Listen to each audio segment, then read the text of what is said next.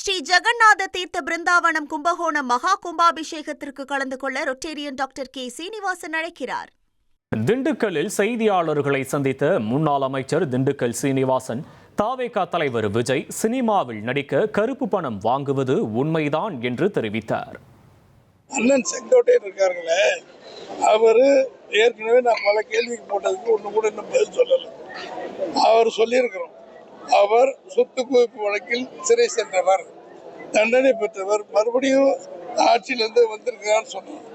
அவர் கருப்பு பணத்தை வச்சுக்கிட்டு பண்ணிக்கிட்டு இருக்காரு விஜய்னு சொன்னோம். விஜயும் பதில் சொல்லலை, இவரும் பதில் சொல்லலை. வாய் இருக்குன்னு திண்டுக்கல் சீனிவாசன் பேசுகிறாரு. வாய் இருக்குன்னு அவர் என்ன செய்யறோம் அதான் நானும் செய்கிறேன். அதில் பதில் கரெக்டாக சொல்லணும்.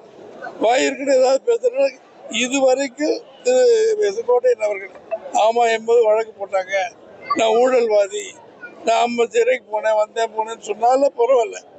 எங்களை இதை சொன்ன நான் சொன்னது உண்மை. கருப்பு பணம் வாங்குறது, விஜய் வாங்குறது உண்மை.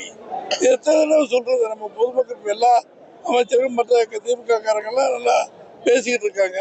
அதில் பதில் சொன்னாதானே நமக்கு தெரியும். இல்லை, நான் நேர்மையானவர், ஊழல் வழி இல்லை, எல்லாமே வெள்ளை பணத்தில் தான் வாங்குவேன், என் சம்பளம் இவ்வளோதான் அப்படின்னா எங்கெங்க இப்போ ரைட்டு நடத்திருக்காங்க எல்லாமே அதுக்குள்ள ஆதாரங்கள் எடுத்துப்பாங்க. அவங்க அந்த அரசு அதிகாரிகள் மத்திய அரசாங்கம் பார்த்துக்கணும். தேர்தல் வாக்குறுதிங்கிறது இது வரைக்கும் மொத்தமாக சொல்லி தான் தேர்தல் டயத்தில் சொல்லியிருக்கிறாங்க.